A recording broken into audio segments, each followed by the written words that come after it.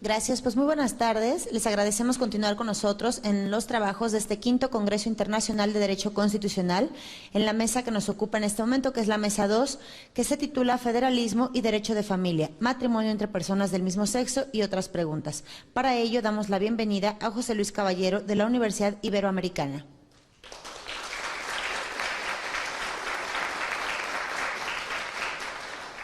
Por parte del Centro de Estudios Constitucionales de la Suprema Corte está con nosotros Sofía Treviño Fernández.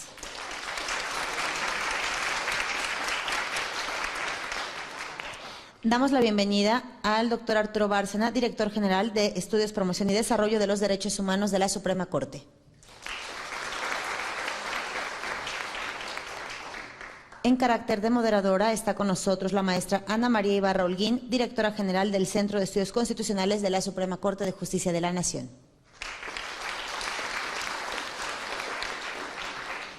Queda en el uso de la voz la maestra Ana María Ibarra en su carácter de moderadora. Buenas tardes, qué gusto saludarlos de nuevo y qué gusto estar también con esta mesa, con amigos y compañeros en este tema. Son todos personas que han estado muy interesadas en la transformación del derecho de familia y que son personas que particularmente han estado promoviendo el tema de matrimonio igualitario. El doctor José Luis Caballero, el doctor Arturo Bárcena y también Sofía Treviño han estado, digamos, muy al pendiente de estas modificaciones que ha hecho la Suprema Corte al entendimiento y comprensión de lo que es una familia. Y bueno, creo que nos podríamos seguir el orden en el que están sentados. Vamos a tener más o menos 20-25 minutos para sus exposiciones. Yo les voy indicando, voy a ser un poco implacable con el tiempo, pero ahí les voy pasando tarjetitas por cómo va evolucionando. Y después, como hicimos en la mesa primera, abrimos a preguntas y si el tiempo da para una segunda ronda de preguntas, pues así lo hacemos. Bueno, muy bien. Sofía, entonces empiezas tú, por favor. Bueno, ahí te tomo el tiempo. Gracias. Adelante. Me gustaría empezar a mí, no por capricho, sino porque quiero plantearle aquí a los doctores unas preguntas. Entonces me parece que sí es importante que inicie yo. ¿Por qué hicimos una mesa sobre federalismo y derecho de familia? Pues parece que cuando hablamos de derecho de familia todos entendemos que el derecho de familia es local, siempre ha sido local, siempre será local. ¿Por qué vamos a hablar de federalismo y derecho de familia? Bueno, la primera vez que esta pregunta a mí me surgió fue, claro, a la luz de todo lo relativo al matrimonio entre personas del mismo sexo, ¿no? O matrimonio igualitario, como lo llamamos en la Corte y en Latinoamérica. ¿Por qué este caso o este ejemplo me parece como muy importante? Porque me da luz para plantear los tres problemas de los que quiero hablar hoy. Yo creo que cuando hablamos de federalismo y derecho de familia hay tres cuestiones que podemos discutir y que me gustaría discutir con los profesores. El primero es el problema de las fronteras del derecho de familia. El segundo es el problema de los cambios, que discutimos un poco en la mañana. Y el tercero es el problema de la centralización y también el problema de nuestra obra problema del Código Único Procesal, Civil y Familiar. Y yo creo que el caso del matrimonio igualitario nos da luz como en estos tres problemas. En 2016, el presidente Peña Nieto, creo que fue en marzo o en mayo, presentó una iniciativa de reforma constitucional y de reforma al Código Civil Federal para incorporar el matrimonio, entre otras cosas, el matrimonio entre personas del mismo sexo a la Constitución.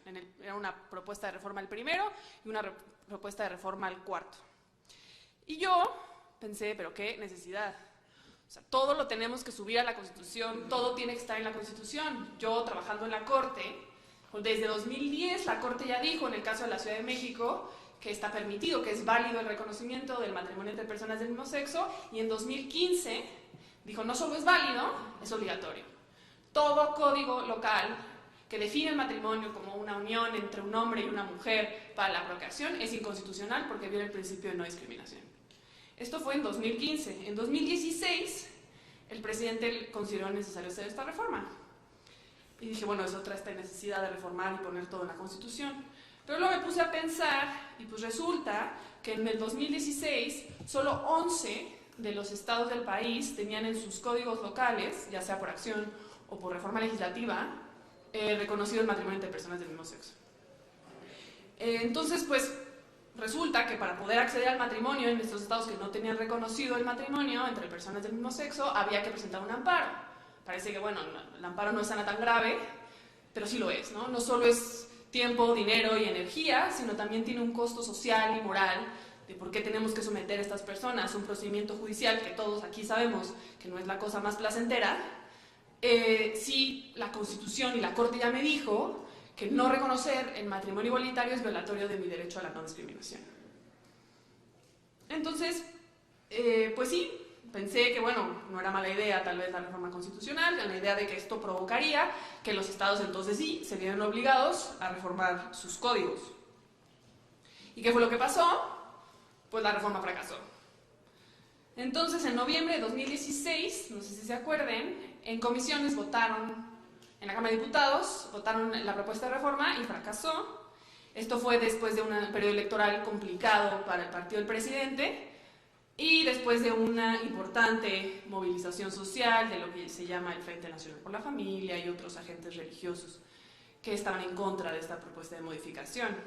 Ahora me gustaría hacer notar que esta movilización en contra del matrimonio entre personas del mismo sexo parece que no estuvo, o al menos no estuvo presente de manera relevante cuando la Corte tomó estas decisiones. Entonces sí, una iniciativa presidencial fracasó, vamos, aquí, para nosotros eso no es cualquier cosa. Hay discusiones sobre qué tanto el partido del presidente impulsó o no impulsó esta reforma, qué tanto le dio lo que necesitaba para pasar. Mucha gente atribuyó, bueno, opositores a la reforma, atribuyeron al fracaso del PRI en las elecciones de 2016 a esta reforma. A mí me parece que eso no es verdad, me parece que es un efecto como un poco de burbuja de la gente que estaba opuesta a esta reforma, pero se dijo, ¿no? La gente decía es que el PRI perdió las elecciones porque propuso el matrimonio igualitario. Y me gustaría leer textualmente una declaración del entonces presidente del PRI, Ochoa, cuando fracasó la reforma. Lo que dijo él fue: siempre me he pronunciado a favor de los derechos humanos, pero también creo que una división se ha generado entre los mexicanos. Lo más importante es la unidad nacional, y por eso creo que esta discusión debe estar sometida primero a los jueces. Ahí fue cuando me voló la cabeza, porque la primera intuición que yo tuve fue: pero si los jueces ya lo resolvieron, y lo resolvieron hasta el cansancio, al menos los jueces federales, millones de amparos, acciones de inconstitucionalidad, o sea, los jueces ya lo resolvieron. Entonces, ¿qué esperaba Ochoa que hiciera ahora la Corte? Porque pues no parece que pueda hacer mucho ya, ¿no? Y además, ¿que entonces los jueces no generan división? O sea, entonces el debate del matrimonio igualitario en la Corte no genera división entre los mexicanos, pero que la reforma en la Constitución sí. O sea, una interpretación de la institución autorizada constitucionalmente para interpretar la Constitución no genera división, pero el texto sí. Pues a mí eso me dejó con muchísimas preguntas. Hoy, solo como 17, 18 estados tienen reconocido el matrimonio entre personas del mismo sexo de manera legal, o sea, en el código. Y me gustaría también traer a colación por qué creo que este ejemplo me permite hablar de los 3 problemas que les platiqué. Cuando se votó la reforma en comisiones, ¿qué dijeron los diputados de la mayoría? Que vale decir, fueron de todos colores y sabores los diputados. Dijeron que apoyar la iniciativa iba en contra de la autonomía de los estados. Nosotros no vamos a apoyar la iniciativa porque el derecho de familia, determinación de quién es familia, es competencia local. Es facultad de las legislaturas locales. Por eso nos oponemos a la reforma. Entonces, aquí hay la primera pregunta que me gustaría hacer. ¿El derecho de familia es local? O sea, hay 2 maneras de hacer esta pregunta, una descriptiva y otra normativa. ¿Es local? O sea, la realidad, esto es derecho local. Y 2, ¿debe de ser derecho local? Creo que son 2 preguntas diferentes. En el plano descriptivo, me parece que la respuesta depende de cómo definamos el derecho de familia. Entonces, como ya dijimos en la mañana, pues parece que el derecho de familia no solo es esas cosas que están, esos artículos que están en el Código Familiar o en las leyes familiares o en el Código Civil de los estados. ¿no? Parece que hay otra cosa que también puede ser derecho de familia. Entonces yo les propongo hoy una definición de qué es el derecho de familia.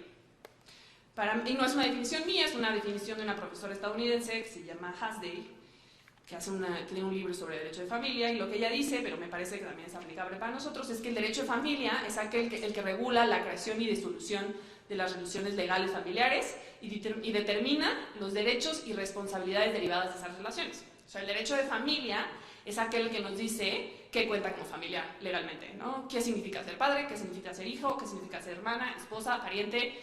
De acuerdo con el derecho. Parece que esta definición entonces no solo estaría en los códigos y en las leyes. Como hablamos en la mañana, la incorporación de los tratados internacionales en materia de derechos humanos, en específico me parece de derechos de la niñez, de derechos de personas con discapacidad y los tratados que protegen los derechos de las mujeres y proponen la igualdad por razones de género, me parece que estos intervienen en la definición de qué significa ser hijo, por ejemplo, o qué significa ser esposa o esposo. Incluso lo dijo hoy la doctora González Contró, se reformó el 73 para establecer la facultad concurrente de legislar en materia de niñez, ¿no? Y me parece que no podemos hablar de cuáles son los derechos y responsabilidades de los padres y de los hijos si no hablamos de derechos de la niñez. Por ejemplo, también hablamos en la mañana de violencia contra las mujeres, ¿no? Entonces tenemos convenciones en contra de la violencia contra la mujer, pero también tenemos leyes generales y una ley federal de igualdad entre hombre y mujer. Y tenemos también leyes generales y leyes federales de protección a grupos específicos. Tenemos la Ley General de los Derechos de los Niños, Niñas y Adolescentes, tenemos la Ley de Adultos Mayores, tenemos la Ley General para la Inclusión de las Personas con Discapacidad, tenemos el Sistema Nacional de Desarrollo Integral de la Familia. O sea, parece que de entrada todas estas leyes que no son locales me dicen cuáles son los derechos y cuáles son las responsabilidades de los miembros de la familia. Pero también podemos ir más lejos. Hay otros ámbitos del derecho que también definen derechos y obligaciones derivados de las relaciones familiares. Los dijeron hoy en la mañana, el derecho penal, por ejemplo. Pero también el derecho fiscal establece beneficios dependiendo de relaciones familiares. El derecho agrario, por ejemplo, en listas sucesorias, quien hereda los derechos agrarios. El derecho laboral, lo dijo Estefanía en la mañana, por ejemplo, con licencias de maternidad. No me digan que eso no establece responsabilidades o derechos en el seno familiar. Y especialmente, y el que me gustaría destacar, es el derecho a la seguridad social. El derecho a la seguridad social establece beneficios dadas tus relaciones familiares. Muchísimos beneficios dependen de que seas hijo, hermano, primo, sobrino, abuelo de una persona que esté asegurada. Por ejemplo, incluso el artículo 130 de la Ley del Seguro Social define el concubinato para efectos de la pensión, de determinar la pensión por viudez. Y no lo hace de la misma manera que lo hacen los códigos locales. O sea, la Ley del Seguro Social me dice que es concubinato, y alguien dígame que es más derecho familiar que el concubinato. Y resulta que la Corte ya validó esa definición en el 130. Entonces la Corte dijo, sí, está bien, que para efectos del Seguro Social se defina el concubinato de esta manera. Entonces, resulta que la Ley del Seguro Social también me dice quién es familia y quién no, y lo hace de manera diferente a la ley local. Entonces, pues descriptivamente parece que no. El derecho de familia, al menos definido como yo se los propuse, no es un derecho exclusivamente local. Ahora, esto no quiere decir que no haya buenas razones para que los códigos sigan siendo materia local. Eso lo podemos discutir en la mesa. Pero parece que en un principio la manera en la que se regulan las relaciones familiares depende de muchas otras cosas. Entonces la pregunta relevante sería en qué nivel de gobierno conviene regular determinados tipos de cosas. Como una relación más de política, una determinación más de política pública que de esta creencia de que el derecho de familia es derecho local. Parece que todo el mundo lo creemos, pero resulta que cuando analizamos la definición y cuando analizamos cuáles son las leyes que regulan estos derechos no está tan claro. Podemos no estar de acuerdo con mi definición, pero me parece que en principio, quiero checar cómo va mi tiempo, descriptivamente el derecho de familia no es derecho local.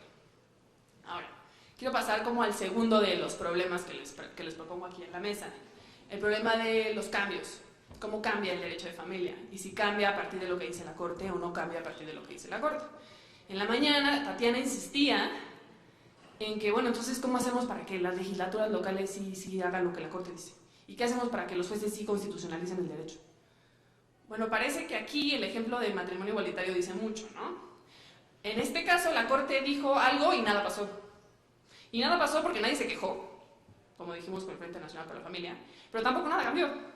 Bueno, no, esto es un poco no agradecido con la Corte, un poco claro que hubieron reformas legislativas en los estados, vamos, ahora hay 17, antes había 11, antes no había ninguno, bueno, estaba la Ciudad de México, pero, o sea, parece que tampoco es que no hizo nada, pero, pues parece que tampoco hizo mucho, porque en 2019 seguimos teniendo 15 estados que no tienen en el código reconocido el matrimonio. Entonces a mí me parece que a mí lo que me llevó a pensar este problema fue en cómo cambia el derecho de familia, y no solo el matrimonio igualitario, también, por ejemplo, en causales de divorcio. Hay jurisprudencia reiterada de la Corte que las causales de divorcio son inconstitucionales y los jueces locales siguen aplicando sus causales. O también en pensiones compensatorias por doble jornada, etc. Entonces, a mí me parece, yo he leído este fenómeno como una pequeña paradoja, porque creo que como que hay cosas buenas y hay cosas malas de esto. A mí me parece que una combinación de cosas lleva a esta conclusión.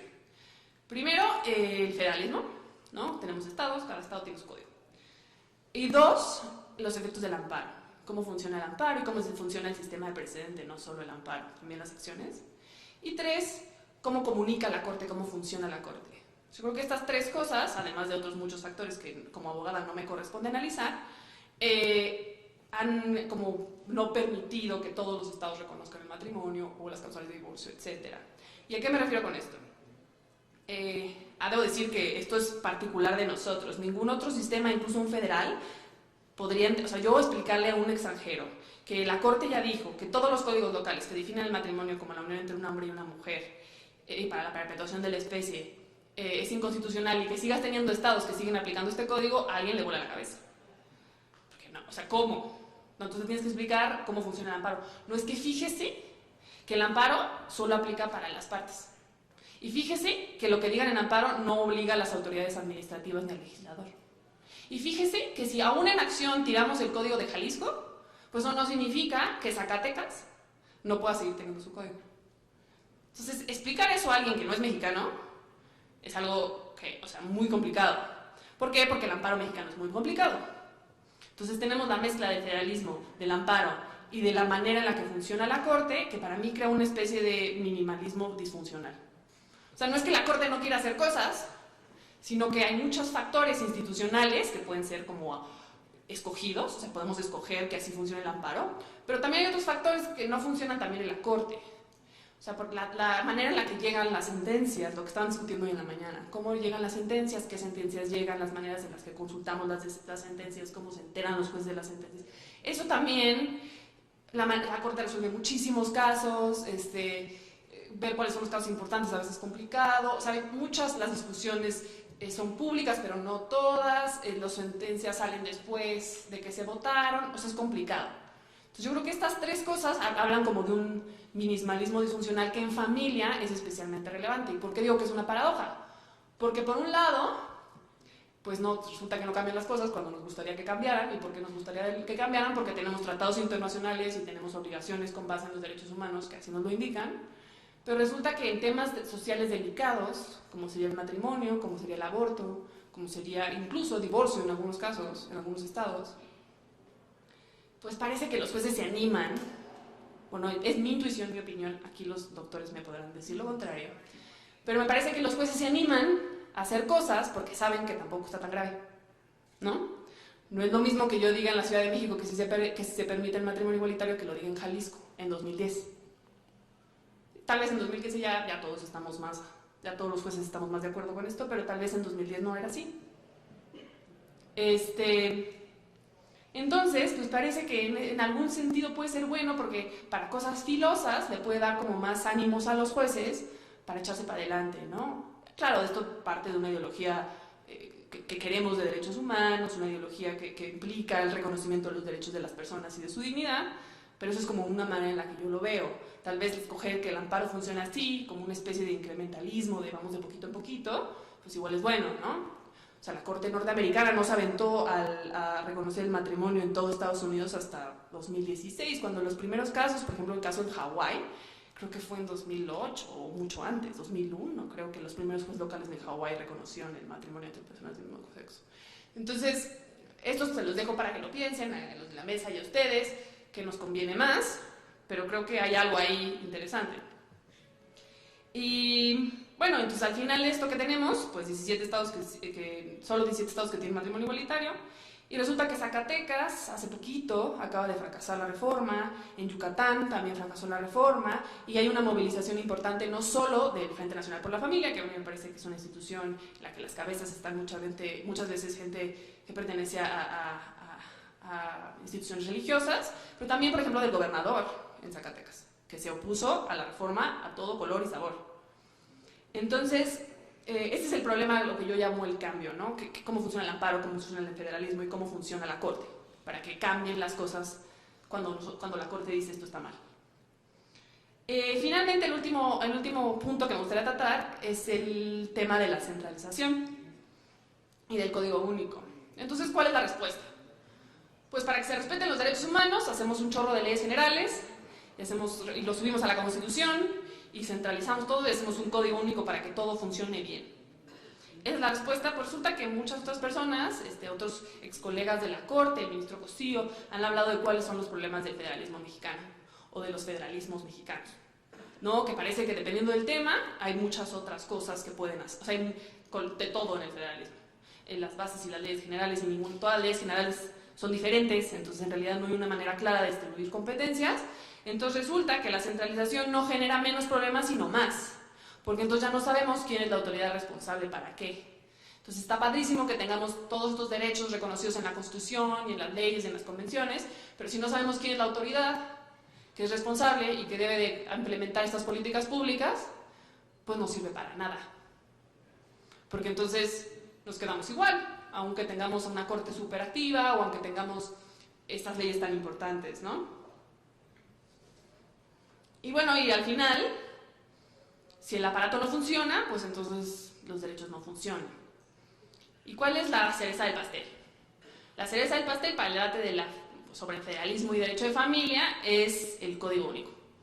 Entonces, con motivo de la reforma de justicia cotidiana, y yo creo que ustedes esto lo saben mucho mejor que yo, se dijo que para tener mejor acceso a la justicia, tal vez sería bueno tener un Código Único procesal, civil y familiar. Entonces se reformó el 73 y así se estableció que era facultad entonces federal emitir un código único que regía todo el país, y se estableció un plazo constitucional. Esta reforma fue en finales de 2017, y el plazo constitucional estaba establecido para marzo de 2018. Y en marzo de 2018 pues no tenemos código, y hoy es 2019, finales, y no tenemos código. Hay unas iniciativas, pero pues como que no veo, bueno, yo no sé ustedes, no veo mucho impulso para tener un código único. De hecho, el 85% de los procesos judiciales locales, excluyendo la justicia laboral, se regirían por este código. O sea, el Código Único Penal, en realidad, para la justicia local, es muy importante, pero no rige la mayoría de los juicios. Si además consideramos que el Código Procesal Civil es el que se usa como código supletorio en casi todos los procedimientos que tenemos. O sea, el paquete no está sencillo. O sea, ahora entiendo por qué se han tardado tanto. Porque pues tienes que tomar en cuenta que pues no solo tienes que regular estos procedimientos de divorcio en los que no todos estamos de acuerdo cómo se debe hacer, sino que resulta que lo que regules más vale que esté bien, porque va básicamente a regir toda la justicia del país, todos los procesos del país. Y no hay código. Y la semana pasada la Corte resolvió que las legislaturas locales no tienen facultad para, esto lo hicieron con base en lo que habían resuelto por el Código Penal, Procesal Penal. Dijeron que aquí el doctor Bárcena me podrá ayudar un poquito, pero básicamente lo que dijeron es que las legislaturas locales no tienen facultad para reformar sus códigos procesales. ¿Qué quiere decir esto? Que de aquí a que se emita el Código Único, están amarrados de las manos de las legislaturas locales, y los jueces locales tienen que aplicar su código como está. No lo pueden cambiar. Y bueno, yo no, o sea, yo, la verdad, este problema no me carcomía, o sea, tampoco era algo que me mantuviera despierta, hasta que hablé con jueces locales. Hablé con un juez aquí en el Tribunal Superior y hablé con jueces de Zacatecas, y que me dijeron, pues es que están, mira, todas estas sentencias que tú me estás vendiendo de la inconstitucionalidad del estado de interdicción, de la inconstitucionalidad de las causales de divorcio, fíjate que están padrísimas, pero yo no tengo cómo aplicarlas, porque yo tengo mis códigos procesales que me dicen cómo funciona el procedimiento de divorcio, y resulta que yo tengo que tener un cónyuge culpable para poder establecer, por ejemplo, pensiones o alimentos, etc. Vamos, o sea, los jueces son creativos, espero que lo sean. O sea, tal vez no necesitas una norma procesal que te diga para aplicar la jurisprudencia directamente, pero vamos, que no les facilitan la vida, no les facilitan la vida. Entonces, pues resulta que no tenemos los procedimientos para llevar a cabo todas estas lindas sentencias que la Corte emite y que esperamos que protejan derechos. Y pues las acciones son de Zacatecas y Coahuila, las que se les salvaron la semana pasada, y de hecho la reforma, creo que la de Coahuila, específicamente declararon inconstitucional por falta de competencia de la legislatura local el nuevo procedimiento de divorcio. Y pues yo no veo para cuándo va a haber un código único, y pues mientras no haya código único, ahora no digo, insisto, no es que los jueces no puedan ser creativos y aplicar directamente la Constitución, no los estoy incentivando a que no hagan nada, no les estoy diciendo que como no pueden reformar sus códigos, entonces tienen que atacar las cosas como siempre han sido. Claro que pueden aplicar la jurisprudencia directamente y espero que lo hagan, los locales, pero obviamente los federales. Pero ¿qué quiere decir esto? Pues que no está tan fácil, ¿no? Bueno, estos son como los tres problemas que yo veo en relación con el derecho de familia y el sistema federal mexicano. El problema de las fronteras, de qué es el derecho de familia y si de verdad el derecho de familia es local. El problema del cambio, y por cambio me refiero a cuando la Corte dice algo, ¿qué es lo que pasa? Y no solo la Corte, los tratados internacionales, las leyes generales, etc. Y el problema de la centralización y el problema del código único. ¿Qué hacemos cuando no tenemos un código único procesal civil y familiar y no vemos? Yo espero que la resolución de la Corte llame la atención en el Congreso, digan, oigan, fíjense que esto está pasando, pero mientras tanto, ¿qué podemos hacer? Y yo con esto concluyo y espero que los profesores y los doctores aquí sentados conmigo me puedan ayudar a contestar, y ustedes también, estas preguntas. Muchas gracias.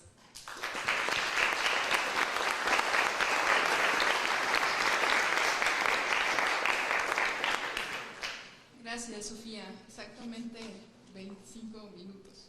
Muy bien. ¿Quién quiere continuar con la discusión, ya que estamos muy democráticos? Arturo. Sí, adelante.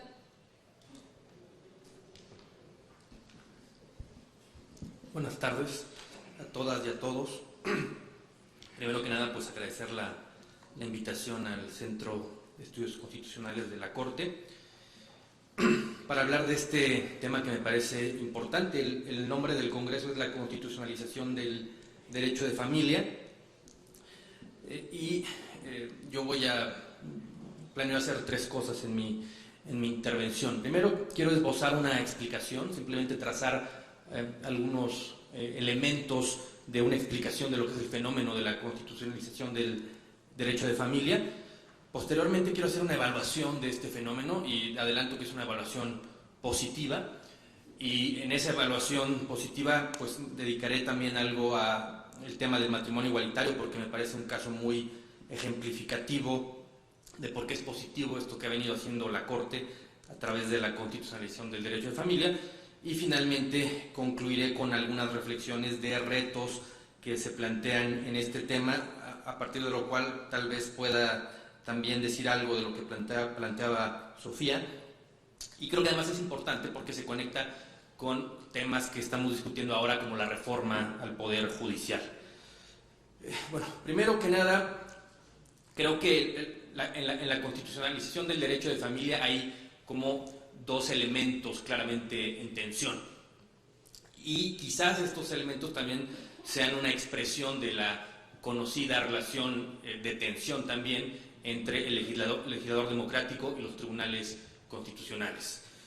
¿Cuáles son estos dos elementos? Bueno, por un lado, el federalismo, claramente. El federalismo es una decisión política fundamental en la Constitución mexicana. Supone que hay entidades federativas que tienen, digamos, la competencia de poder legislar en distintos ámbitos. Como ustedes saben, el sistema federal mexicano es un sistema que se conoce como de competencias residuales, donde en principio, hay algunas acotaciones que habría que hacer, pero en principio la federación tiene una serie de competencias expresamente previstas y todo lo que no le toca a las entidades federativas. Bueno, decía que es una decisión política fundamental el federalismo porque además se valora como de manera positiva el hecho de que en esos espacios territoriales constituidos por las entidades federativas, estas tengan una posibilidad de legislar de diferente manera las situaciones que interesen en cada lugar. La Suprema Corte ha utilizado esta expresión de libertad de configuración para aludir a esta posibilidad que tienen las entidades federativas de decidir ciertos temas. Y decía entonces que hay una valoración positiva de que esto sea así, o sea, hay un valor en que no haya uniformidad y que en todas las entidades tengan una misma regulación. Eso por un lado, eso es algo que está en la Constitución. Pero del otro lado también tenemos en la Constitución un catálogo de derechos, además que tienen que ser leídos en clave normativa, porque así lo ha establecido la Suprema Corte durante los últimos años, y además es un catálogo, pues, francamente muy potente. O sea, es un catálogo ahora ampliado a partir de la Contradicción de Tesis 293, donde también hay derechos humanos de rango constitucional en los tratados internacionales. Pues esto hace también que entonces todas esas normas constitucionales que establecen derechos tengan una especial resistencia normativa, incluso frente a las decisiones del legislador. Además, digamos, este catálogo de derechos humanos pues garantiza algunos valores importantes. Por ejemplo, la idea de universalidad es una idea asociada a los derechos humanos, que es básicamente la idea de que todos tenemos que tener los mismos derechos y por tanto hay una base de igualdad en la que todos deberíamos tener pues esas mismas prerrogativas. En ese sentido somos iguales porque todos deberíamos tener los mismos derechos humanos. Ahora bien, aterrizando un poco más a el caso del derecho de familia. Como sabemos, las legislaturas locales tienen diferentes regulaciones en el ámbito de las instituciones familiares, producto de esta posibilidad que tienen de configurar libremente algunos de los sectores del ordenamiento. Eso lo sabemos. ¿Y qué es lo que ha pasado? Bueno, que durante los últimos años, producto precisamente de la fuerza normativa de la Constitución, la Corte ha ido, digamos, incursionando en el derecho de familia y a partir de un bloque de derechos, pero yo destacaría fundamentalmente tres: el derecho a la igualdad y no discriminación, el interés superior del menor y el libre desarrollo de la personalidad. Ese bloque, sobre todo, de derechos fundamentales ha transformado el derecho de familia, porque además las legislaciones en materia familiar pues eran legislaciones pues que venían de muchos años y que no habían, digamos, recibido pues los cambios sociales que había atravesado la sociedad mexicana durante los últimos años. Entonces, yo diría que esta es la explicación de la constitucionalización. La fuerza normativa de la Constitución aplicada por los tribunales hace que tengan que intervenir en ese sector que no ha tenido, digamos, una actualización a los cambios sociales del país. Y esto pues genera un panorama muy interesante. Hoy en día, por ejemplo, quien crea que puede saber derecho de familia simplemente leyendo el Código Familiar o el Código Civil, pues francamente está equivocado. Tienen que leerse esos códigos a la luz de las sentencias de los tribunales, pero también especialmente de la Suprema Corte. Y la Corte ahí ha utilizado distintas herramientas para transformar este derecho. Por un lado, las declaratorias de inconstitucionalidad, las interpretaciones conformes y algunas otras cosas que podrían ser incluso más potentes que una interpretación conforme, como una manipulación del texto, en algunos casos incluso. Esto se lo ha aplicado a instituciones como el matrimonio, la patria potestad, el divorcio, la adopción, los alimentos, el derecho de visitas, la guardia y custodia. Todas esas instituciones han sido, digamos, pues analizadas por la Suprema Corte a la luz de estos derechos. Entonces, bueno, esto es bueno o malo que la Corte ha dicho. Yo creo que es una cosa muy positiva, y me parece que el caso del matrimonio igualitario, a pesar de las dificultades que apuntaba Sofía para que esta sea una realidad en todo el territorio nacional, me parece un caso paradigmático para ejemplificar lo positivo de la intervención de la Suprema Corte en un área como la del derecho de familia. Entonces me gustaría hablar ahora, dedicarle unos momentos a la sentencia, que me parece que es la sentencia que inaugura esta incursión de la Corte en el ámbito del matrimonio, que es el amparo en revisión 581-2011. Esta sentencia me parece importante por varias razones. Es la primera sentencia de algún tribunal de América Latina, Corte Suprema o Tribunal Constitucional, que declaró la inconstitucionalidad de la exclusión de las personas homosexuales a el matrimonio. Incluso antes que la Corte Suprema norteamericana. Cierto que había en América, sobre todo, decisiones de los tribunales supremos o superiores de justicia de las entidades federativas en Estados Unidos, pero esta sentencia de 2012, lo que ocurre en 2015 en realidad es la jurisprudencia, ¿no? Y ahí tenemos también un problema, porque la Corte en 2012 ya había dicho que la exclusión era inconstitucional, pero digamos esto adquiere mucha más fuerza hasta 2015, cuando el criterio se reitera y se convierte en jurisprudencia.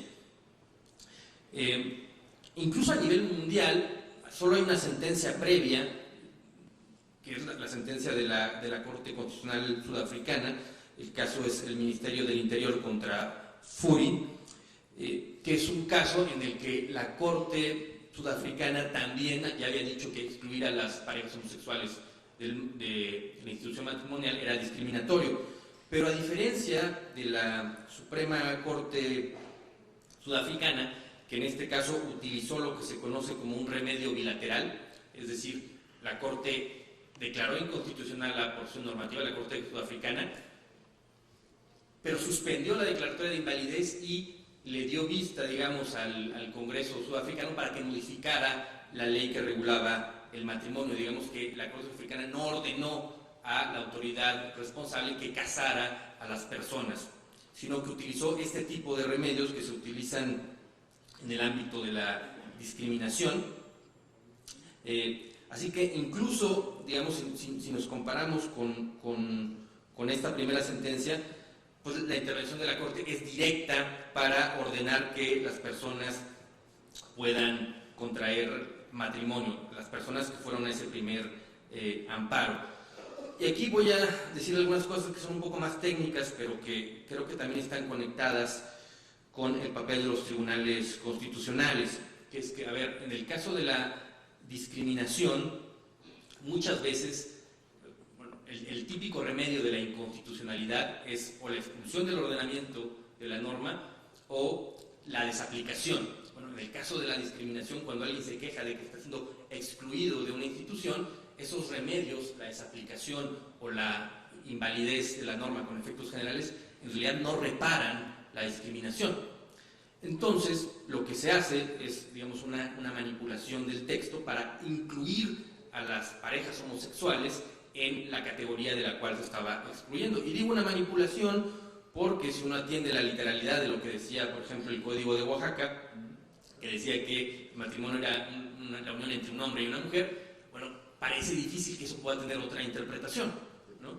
Entonces, lo que se hace es lo que se conoce también como en la justicia constitucional como una sentencia manipulativa y se, digamos, modifica el sentido de las palabras para entender que ahí donde dice un hombre y una mujer debemos entender simplemente dos personas.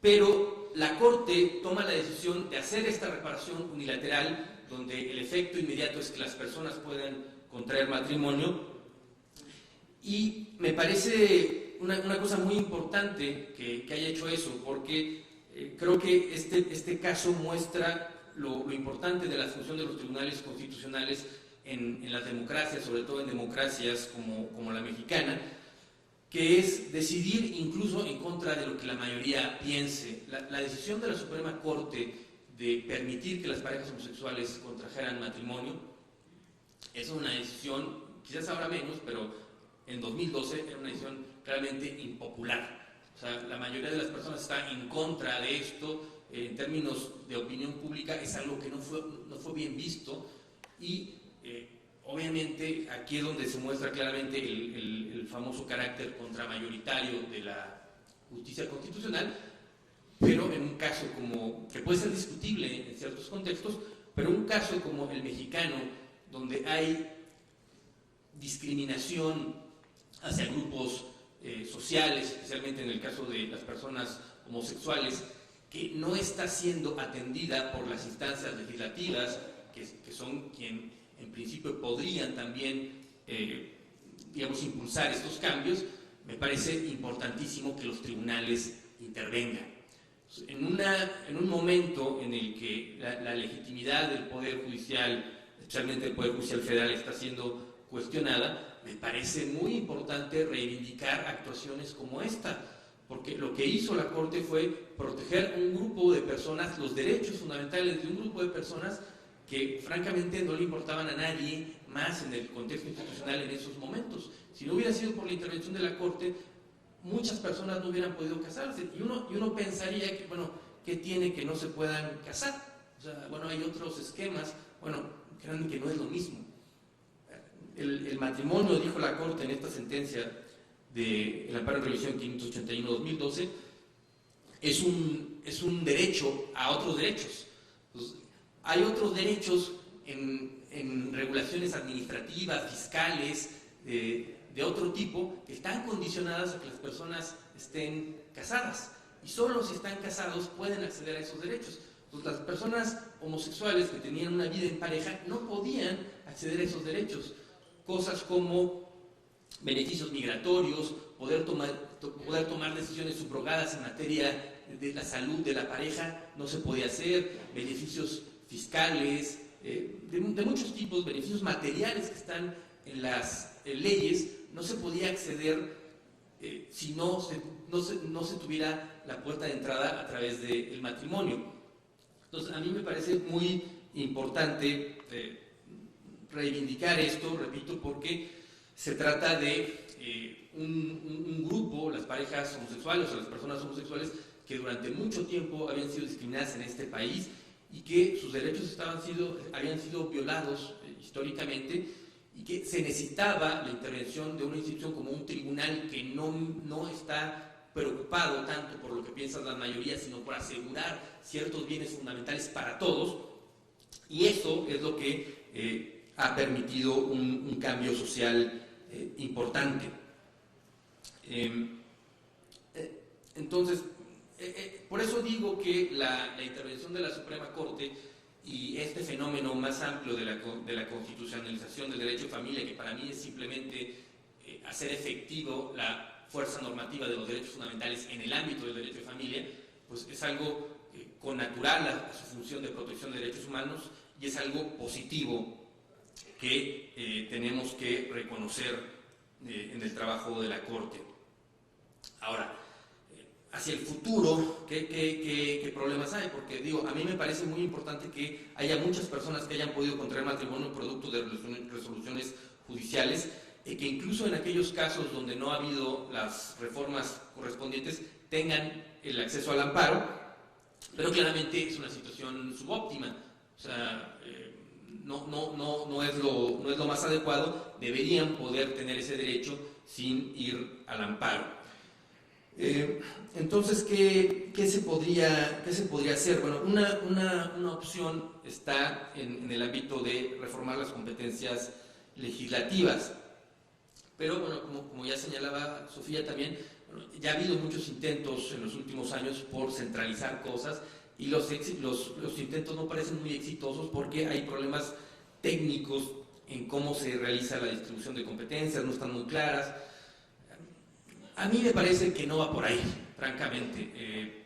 A mí me parece que la reforma importante que se tiene que hacer para que esto sea una realidad tiene que ver con los precedentes constitucionales de la Suprema Corte. A mí me parece que eso es realmente lo importante. Y en un contexto, repito, en el que se están planteando reformas al Poder Judicial, me parece que el sistema de precedentes es algo que tendría que estar en la mesa de la discusión. Es absolutamente anormal en cualquier democracia constitucional medianamente consolidada que un tribunal constitucional o una Corte Suprema establezca una interpretación de un derecho y las autoridades lo puedan ignorar, ¿no? Es una normalidad que yo creo que se tiene que remediar. Bastaría con un solo caso de la Suprema Corte para que todos estuvieran obligados. Actualmente la situación, digamos, tiene una pequeña asimetría, porque si el criterio se reitera, al menos los jueces locales están obligados a aplicar ese criterio. Y el problema entonces, si solo pasa por la arena judicial, no tiene la misma intensidad. El caso del divorcio, por ejemplo. Hay legislaciones que no tenían el divorcio sin causa y producto de la jurisprudencia de la Corte, pues han hecho interpretaciones para decretar esos divorcios a pesar de que no tenían los mecanismos procesales adecuados. Pero es una realidad en todo el país el divorcio incausado, porque hay una jurisprudencia que es obligatoria para todos los jueces y el divorcio es una cosa que se tramita ante un juez. El problema es cuando no se requiere nada más de un juez, sino de una autoridad administrativa, como ocurre con el matrimonio. Y esto pues sí es francamente muy inadecuado que la Suprema Corte tenga un criterio de que son inconstitucionales ese tipo de legislaciones que impiden el acceso al matrimonio y las autoridades administrativas puedan ignorarlo con el pretexto de que uno, o su legislación no ha sido examinada, o dos, el criterio no vincula a las autoridades administrativas. Entonces, a mí me parece que la única forma en la que pueda haber universalidad de los derechos humanos en México e igualdad en derechos en todo el país es con un sistema de precedentes que asegure que las interpretaciones de la Corte sean acatadas. Y digo acatadas porque no deberían tener otra opción. Podemos discutir si este es un sistema adecuado, ¿no? Si no nos gusta que la última palabra la tenga la Suprema Corte en estos temas, es una cosa que se podría discutir y que en la teoría se discute mucho, pero este es el sistema que tenemos. La Suprema Corte tiene la última palabra tratándose de los temas constitucionales y el desajuste es muy grave cuando hay autoridades que pueden desconocer lo que ha establecido la Corte como un derecho de todos los mexicanos. Entonces yo con esto dejaría mi intervención. Muchas gracias.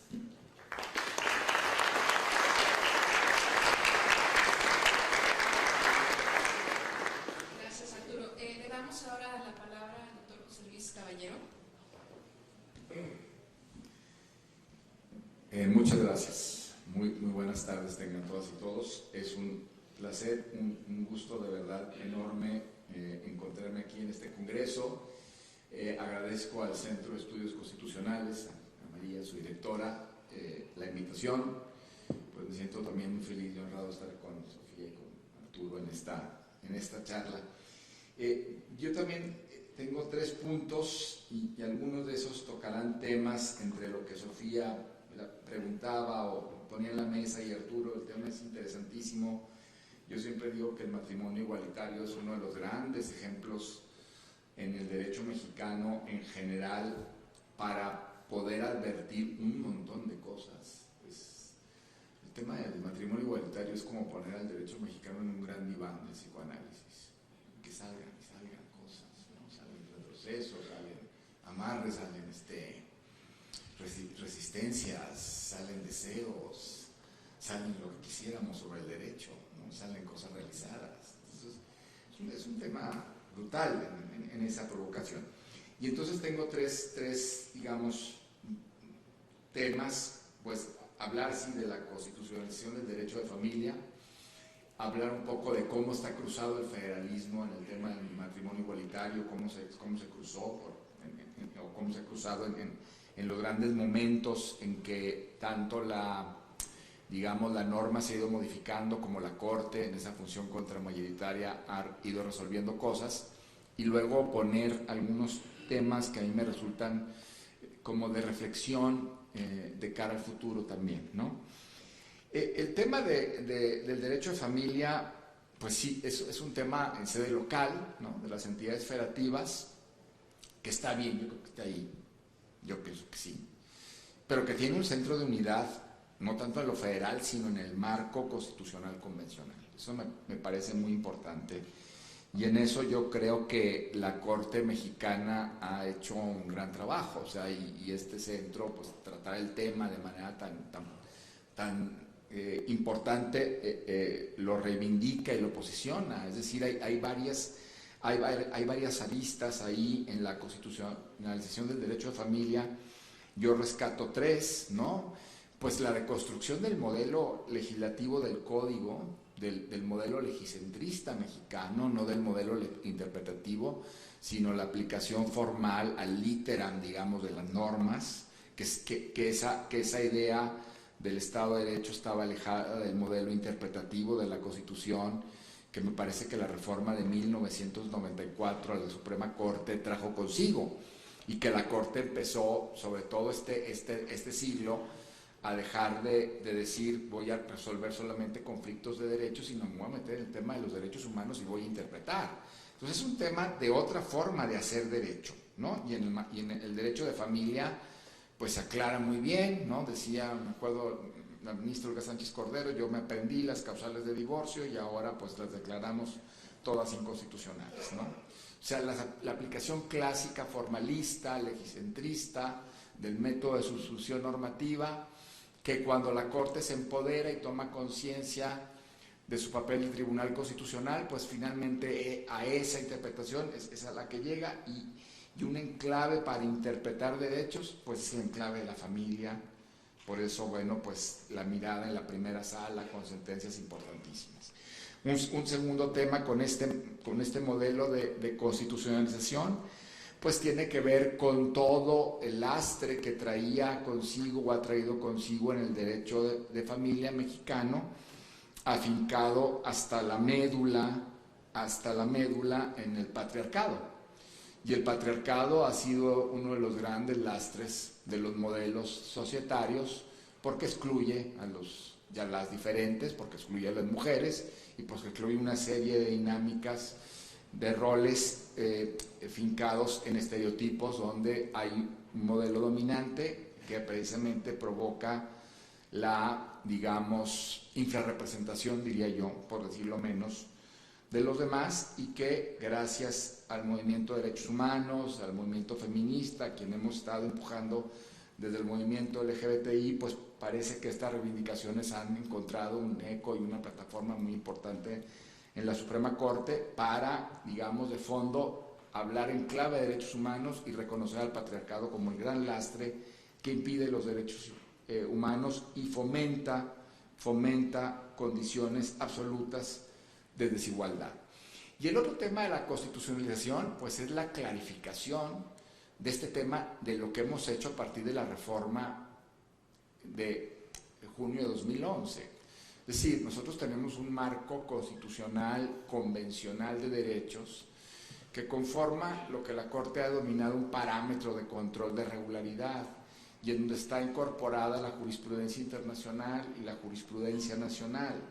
Es decir, esto es muy importante porque la Corte, cuando ha trabajado el tema del derecho de familia, no se ha dedicado únicamente a descabezar normas inconstitucionales en los diferentes códigos y a evidenciar las ridiculeces, ¿no? de que el matrimonio tiene como objeto la perpetuación de la especie, todo eso, sino también a construir un núcleo de derechos. Esa es la parte más positiva.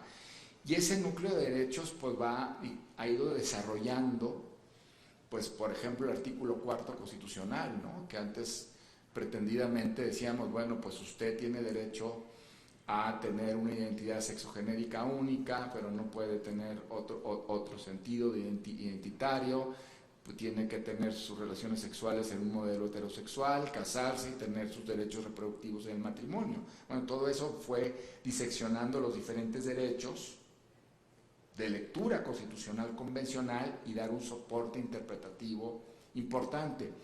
Yo por eso no estaba tan de acuerdo con la reforma de 2016 del presidente Peña Nieto, y que, por ejemplo, CONAPRED fue una gran impulsora con Alejandra Haas de la reforma constitucional, porque yo sí pienso que ya en materia de derechos humanos la Constitución no es el texto, ni la Constitución es el texto con los tratados.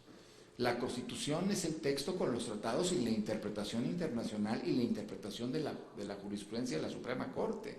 Entonces, en realidad, el matrimonio igualitario ya está en la Constitución.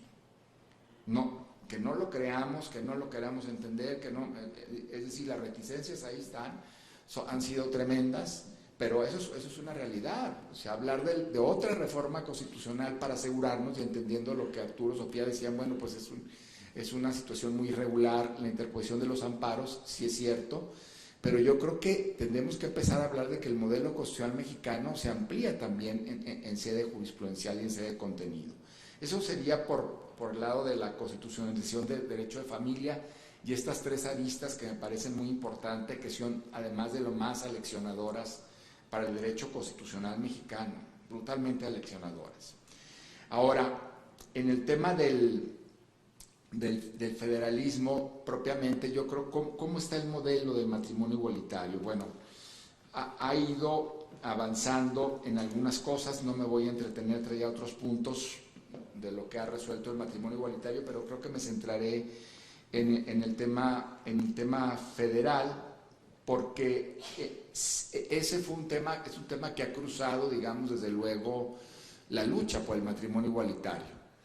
En la acción de inconstitucionalidad 2 de 2010, que fue lo primero que tuvimos en sede jurisdiccional, cuando el Distrito Federal pues se anima a hacer la reforma al Código Civil para admitir el matrimonio igualitario y la adopción homoparental, uno de los argumentos que la PGR invocó en su acción de inconstitucionalidad fue que esto, imagínense ustedes, por eso esa era la visión del derecho de familia, que esto destruía la visión clásica del derecho de familia, que era homogénea y homogeneizante, y que en realidad el Distrito Federal estaba dando pues en la torre a una construcción disciplinar magnífica, maravillosa, potente, que era uniformar un modelo de familia con una interpretación única del artículo 4.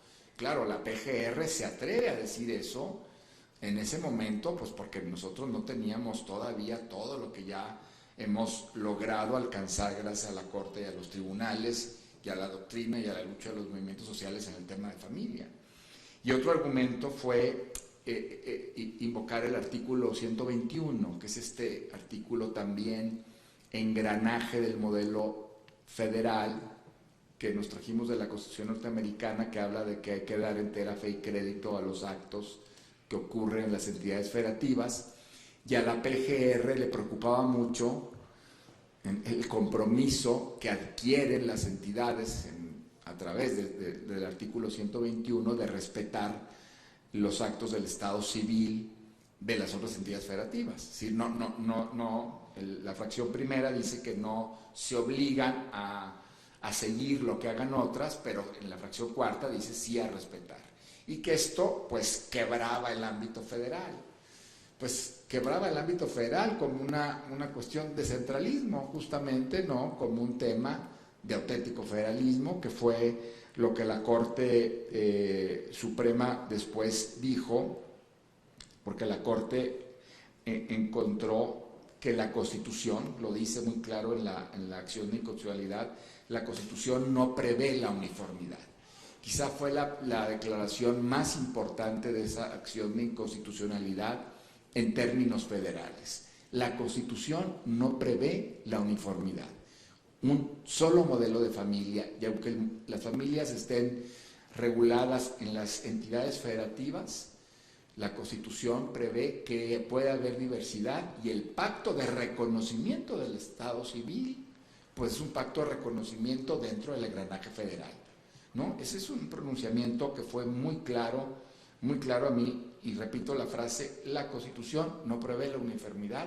Me parece que es un tema verdaderamente de reivindicación federal.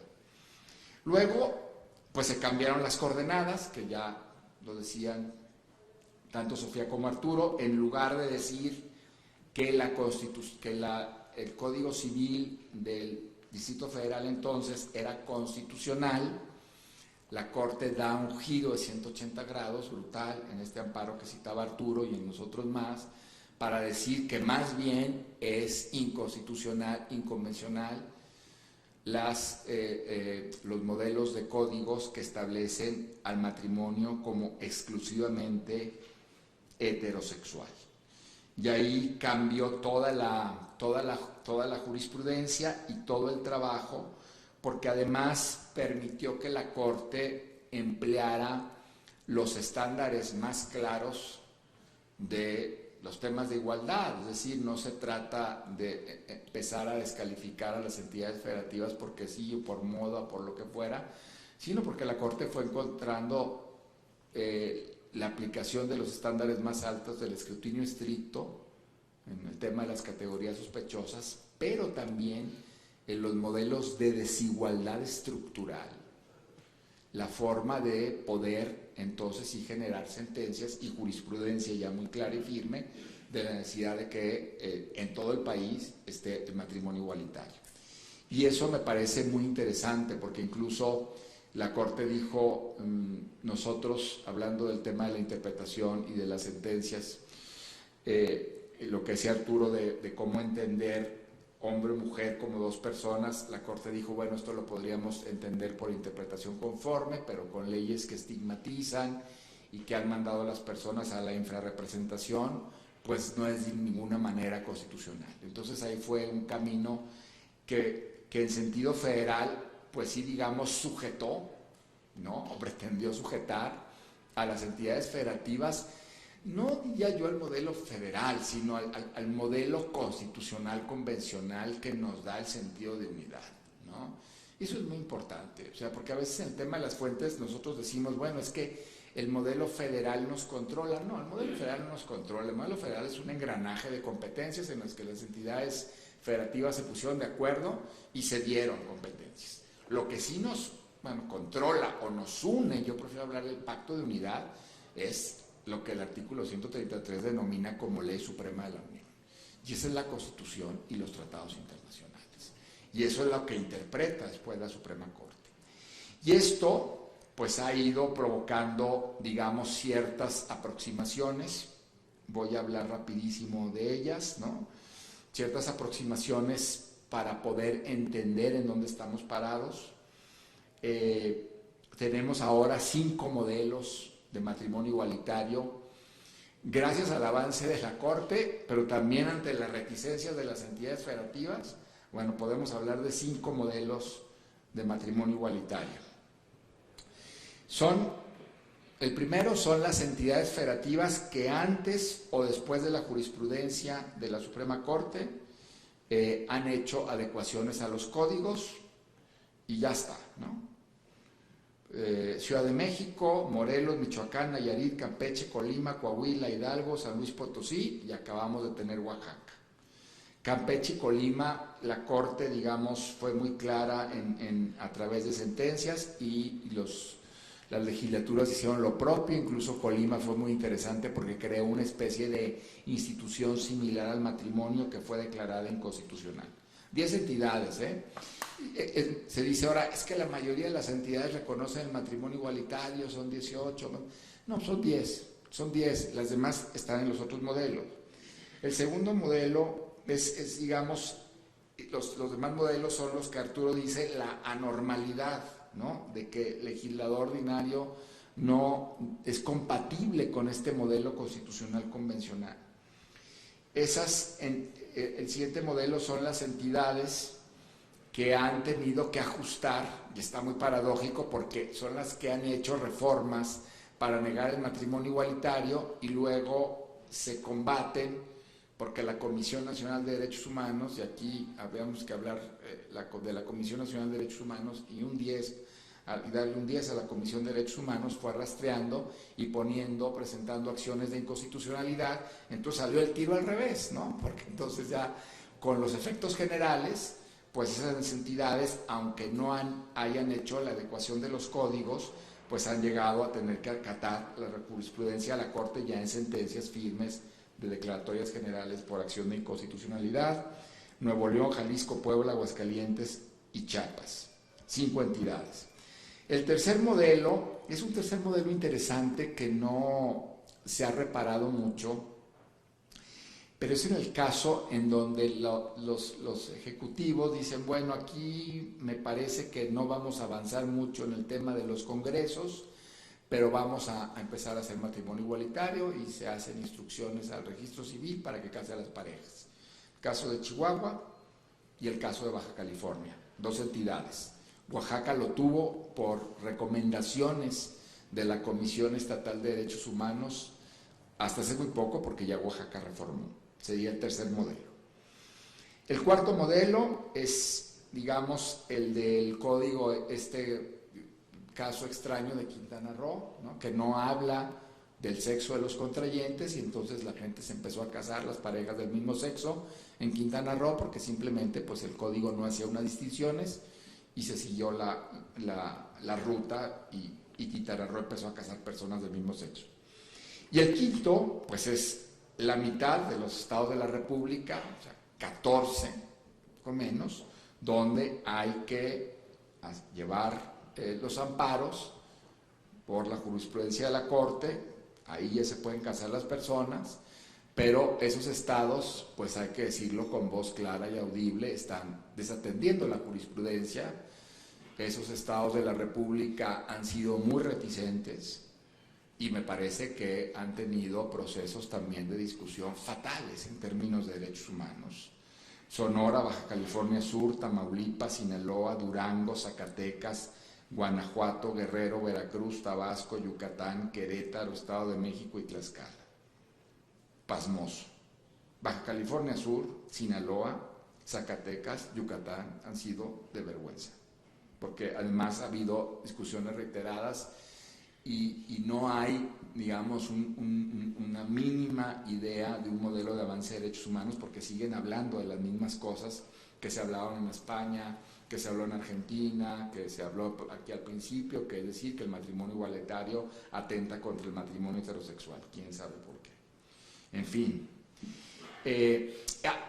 ahí va el tema federal, ¿no? Entonces, con estos 5 modelos que finalmente pues, están evidenciando un país diverso, pero que sí me parece que requeriría unidad ante el bloque de constitucionalidad, convencionalidad, ¿no?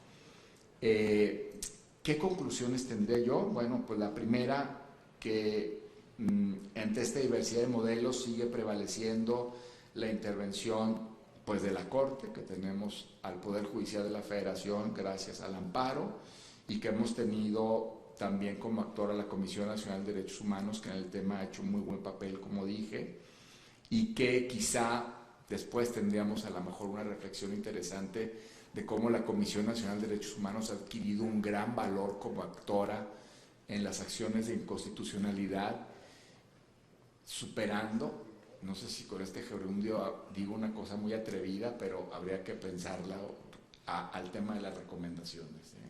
El tema de las recomendaciones en los últimos años no han estado tanto en el foco de lo que hace la CNDH, sino decirle, CNDH lleva los casos de violaciones de derechos humanos a la Corte gracias a la legitimación procesal activa que tienes en acción de inconstitucionalidad.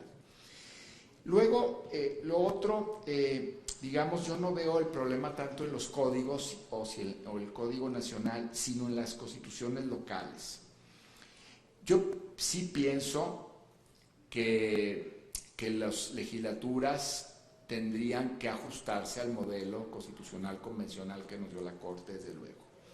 Pero siendo sincero, no me convence el modelo de autoridad, sino el modelo del contenido. Es decir, y en ese sentido, yo sí quisiera reivindicar el papel que no los códigos, pero las constituciones locales tendrían en el tema de generar derechos humanos. Derechos humanos que se contrastaran con el bloque, pero que pudieran ampliar incluso el ámbito protector. En ese sentido, pues no me gustan, lo confieso aquí en sede del Poder Judicial, no me gustó la porción de la acción de inconstitucionalidad en contra de la Constitución de la Ciudad de México que declaró inconstitucional el tema del parámetro de control de la irregularidad constitucional, incluyendo la Constitución de la Ciudad de México, aunque me parece pésimamente mal redactado ese artículo, fue muy farragoso, pero yo creo que las constituciones locales sí tienen algo que decir, algo que hacer. Dos, ese trabajo de las entidades federativas, yo creo que sí tiene que crecer en materia de derechos humanos y nos lo tenemos que plantear en serio, porque nos pasamos la vida o los últimos 20 años hablando del derecho constitucional local o procesal constitucional local, y hablando del trabajo en redes, y hablando del trabajo del pluralismo constitucional, pero luego las descalificamos muchísimo. Y dos de los temas para descalificar a las entidades federativas como conservadoras y como para frenar la idea de que las entidades regulen el tema de los derechos son la interrupción legal del embarazo y el matrimonio igualitario. Es decir, no les des derechos a las entidades porque ya ves lo que va a pasar, después van a ser más cerradas en aborto y más cerradas en matrimonio igualitario. Yo creo que tendremos que abrir el tema de los derechos de las entidades federativas, es parte del federalismo, pero sí en este diálogo con el marco constitucional, ¿no? Eso sí es importante, pero no propiciar el divorcio ni la exclusión, ¿no? Eso me parece muy importante. Y incluso lo digo porque yo creo que mandamos discursos muy contradictorios, ¿no? Nos pasamos diciendo, bueno, vamos a crear salas de constitucionalidad, ¿no? Entonces imagínense, la Constitución de la Ciudad de México dice, vamos a hacer un juicio de tutela de los derechos y una gran sala de constitucionalidad. Pues acaba de publicar hoy la ley orgánica de la Sala de Constitucionalidad del Tribunal de la Ciudad de México, y resulta que la Sala de Constitucionalidad se va a integrar con magistrados de las otras salas al caso. Y entonces los magistrados civiles, penales, van a ir a integrar cuando haya chamba, pues a resolver el caso de derechos humanos, y luego ya se van a regresar a sus salas. Pues así no vamos a hacer nada, y es un juego de mentiritas, la verdad, de la Constitución de la Ciudad de México, con este diseño que quedó en el Código Procesal. Entonces sí tenemos que tomarnos en serio esto, es decir, yo creo que el tema del matrimonio igualitario, el tema de la defensa de los derechos en sede federal no tendría que ser excluyente de la capacidad de las entidades federativas para potenciar su marco de derechos humanos. Y la última conclusión es si, digamos, las otras ramas del derecho también tendrían que seguir el ejemplo del derecho de familia. Yo creo que sí, ¿no? Estamos hablando de constitucionalismo transformador, es muy importante, que implica movilizar los derechos en la sociedad. Estamos hablando del potencial cada vez más importante que tienen los derechos económicos, sociales, culturales y ambientales.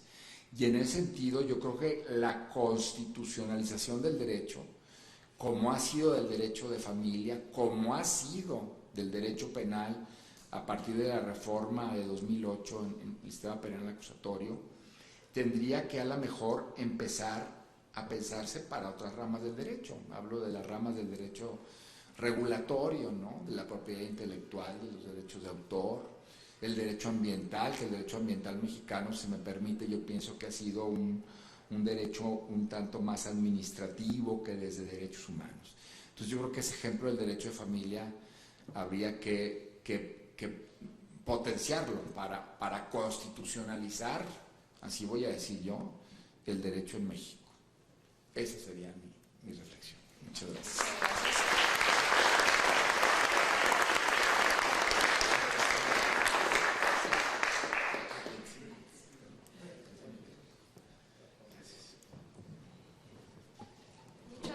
los tres por sus ponencias, aportaciones a esta discusión.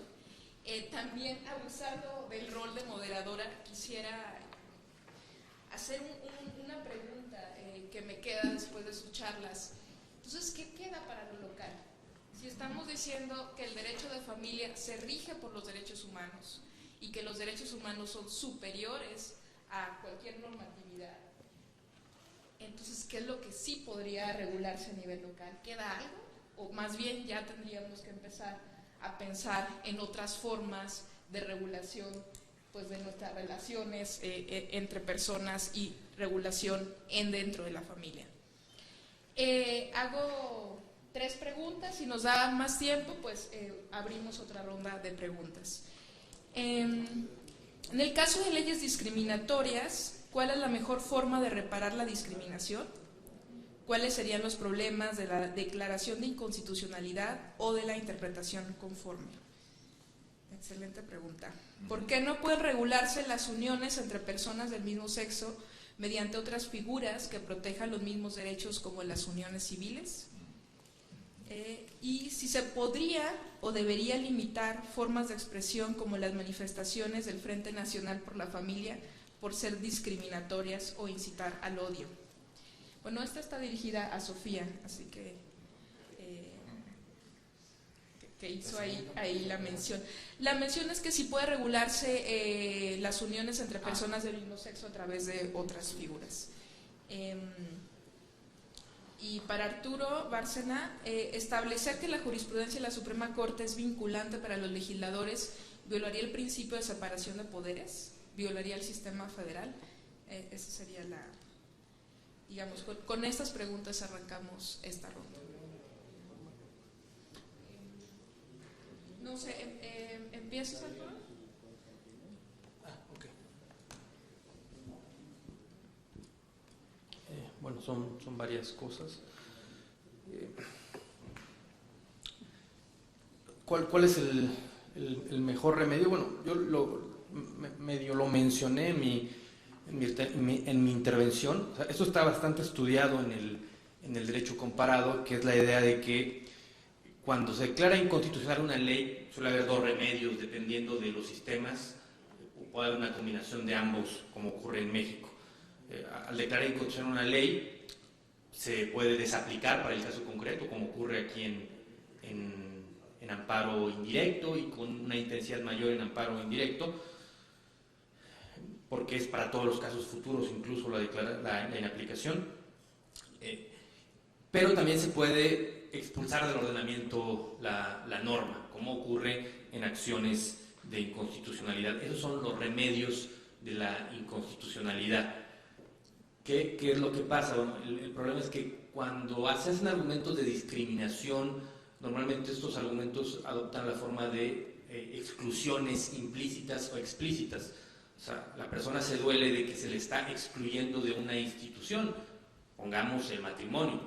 Entonces, ¿de qué forma va a repararle a la persona que está diciendo que se le está excluyendo de una institución si se declara la inconstitucionalidad de la porción que lo discrimina y se les aplica o se le expulsa del ordenamiento? Entonces, lo que se ha analizado en el derecho comparado es que, tratándose del derecho a la igualdad y no discriminación, tienen que buscarse otro tipo de remedios. Y aquí estos remedios, digamos que pueden estar o están pensados también en relación con qué tantas tensiones puede generar una intervención de un juez en algunos casos. Por ejemplo, cuando no cabe hacer ninguna interpretación, pues hay 2 opciones: o se manipula el texto para que se haga que diga otra cosa que no dice.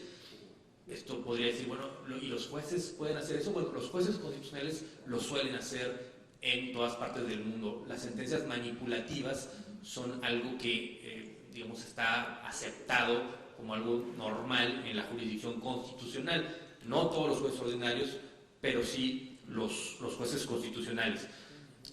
Y la otra opción, y a esto se les conocen como remedios unilaterales, porque el juez interviene, hace esa modificación y repara él mismo la discriminación normativa. La otra posibilidad es que el juez más bien lo que haga es iniciar un diálogo con el legislador, como el caso que les mencionaba de Sudáfrica, pero también en Estados Unidos, en estados que vieron este tema antes que a nivel federal.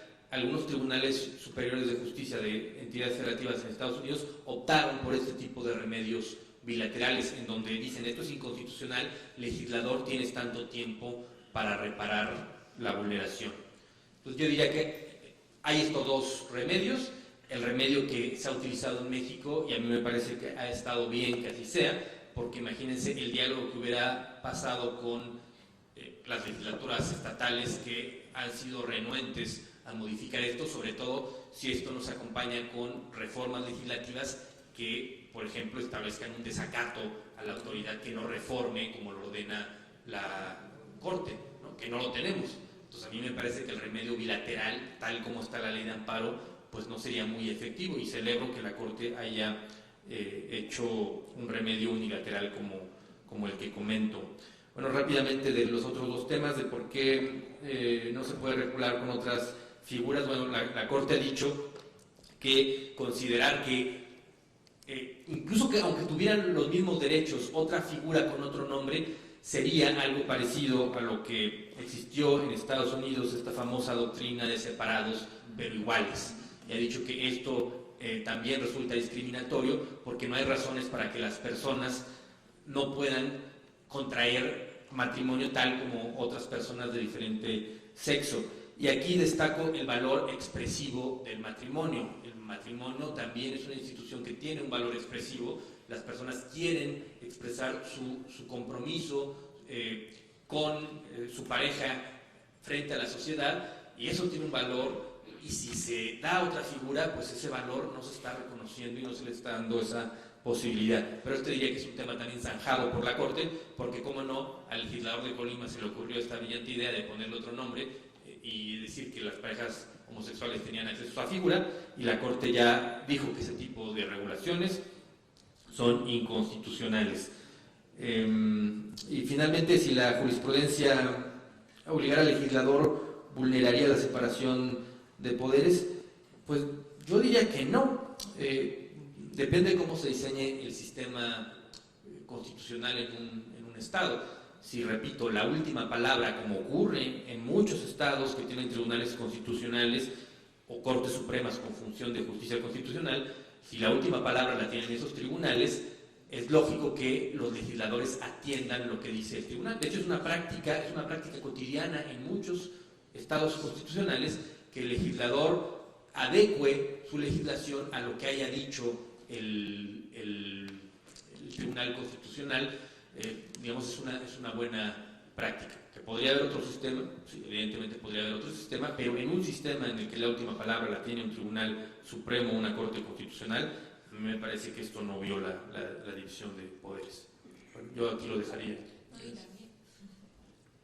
Arturo, perdón, que insista. No sé si tienes una posición respecto de qué quedaría entonces para lo local. Quería evadir esa pregunta, porque me parece que muy poco, muy poco, porque claramente las entidades federativas en el ámbito familiar pueden regular, pero ¿cuál va a ser la diferencia en cómo regulen el matrimonio? Que usen unas palabras por otras, pero en el central, por ejemplo, tienen que permitir que dos personas se puedan casar. En la adopción, bueno, podrían usar algunas palabras, pero no pueden impedir que personas homosexuales accedan a la adopción. Y así, digamos, en todos los temas respecto de los derechos utilizados, pues la Corte ha sentado los contenidos que en realidad me parece que queda poco margen, pero yo no le vería tampoco un problema a eso. O sea, creo que la posibilidad de expresiones de otra manera se pueden dar en otras áreas menos problemáticas que el derecho de familia. A mí me parece adecuado que en todas las entidades federativas las personas tengan una igualdad en cuanto a cómo regulan sus relaciones familiares, y que esa regulación pues respete los estándares constitucionales de derechos humanos. Sofía, por favor. Bueno, yo voy a empezar por la pregunta difícil. de qué le queda a nivel local. ¿Por qué el derecho, o sea, en un sistema federal, por qué el derecho de familia es derecho local?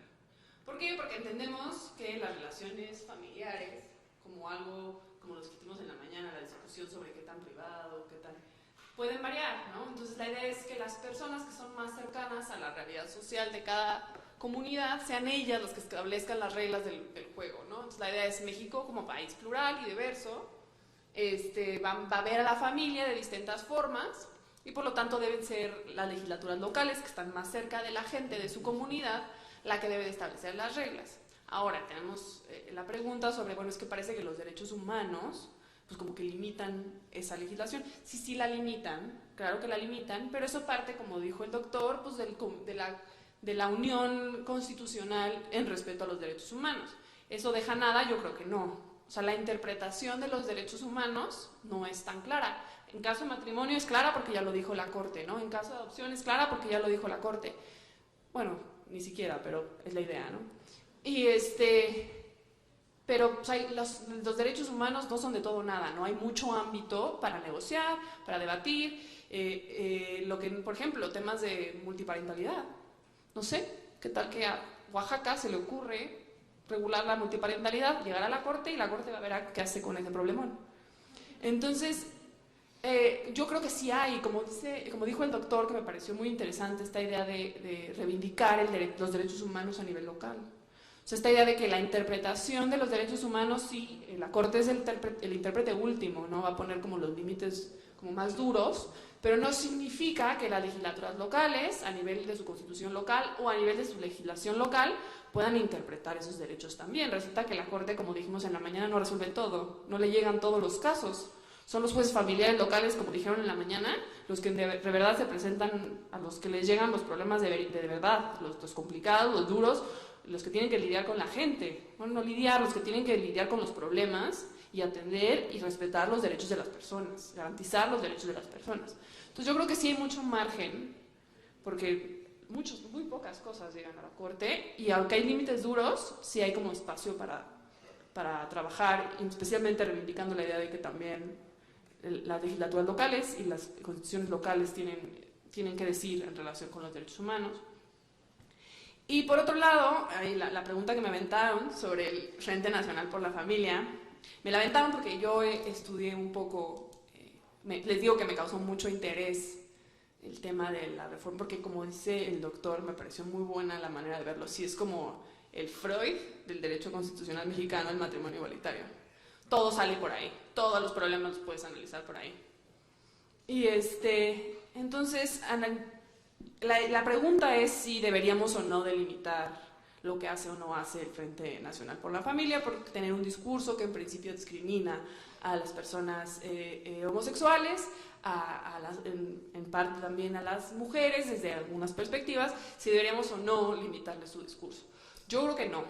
En una sociedad democrática, en una sociedad plural, el discurso, especialmente un discurso político, porque es un discurso político, debe estar protegido. Entonces, si el Frente Nacional por la Familia va a las calles y debate y pone sus puntos de vista, es un discurso que debemos de proteger. Ahora, cuidado con la laicidad, y la laicidad en nuestro país reconocida constitucionalmente y una tradición muy importante de laicidad. ¿Qué tanto queremos que las instituciones o asociaciones religiosas intervengan en los poderes públicos, por ejemplo? Creo que fue... ¿En dónde fue? En alguno de los estados, cuando fue las elecciones de 2016, creo que fue en Guanajuato. Es muy probable que haya sido Guanajuato. El gobernador, el candidato a gobernador, salió con la gente del Frente Nacional por la Familia a decir, o sea, el PRI no debe de ganar la elección porque el PRI está a favor del matrimonio entre personas del mismo sexo, y eso va en contra de mis creencias religiosas y de las creencias religiosas de los guanajuatenses. Hizo campaña sobre eso, salió con algún ministro de la Iglesia Católica del Estado, no sé si era cardenal o alguna autoridad religiosa, salió con él a impulsar su campaña con este discurso. ¿Y qué fue lo que pasó? Pues efectivamente el señor ganó. Creo que era Guanajuato y que era, Aguascalientes, perdón a los guanajuatenses. era en Aguascalientes y efectivamente ganó, creo que era el PAN, y en su discurso de toma de protesta agradeció a la Iglesia Católica del Estado. Y le dijo, muchas gracias por apoyarnos en la campaña, y nos da mucho gusto haber ganado, y gracias por el apoyo. Y sí, la Iglesia moviliza gente, ¿no? También moviliza gente para votar. Y resulta que el Tribunal Electoral Local, no sé si el Tribunal o el Instituto Electoral Local sancionó al gobernador. Y sancionó, bueno, no sé, al gobernador o a la Iglesia Católica. Los multó. ¿Por qué? Porque pues parece que como que los límites de dónde está, los límites que se le imponen a la Iglesia sobre su discurso, parece que no fueron respetados en este caso, ¿no? Ahora, ¿por qué creo que el discurso del Frente Nacional por la Familia puede contribuir a nuestro sentido de qué entendemos nosotros por la Constitución? O sea, el Frente Nacional por la Familia no solo salió a las calles a protestar, también presentó en febrero de 2016, no sé si fue febrero de 2016 o 2017, presentaron una propuesta de reforma constitucional, una iniciativa, en la que se protegía el matrimonio entre un hombre y una mujer a nivel constitucional. O sea, ellos también encauzaron su discurso a un discurso de constitución, un discurso de derechos.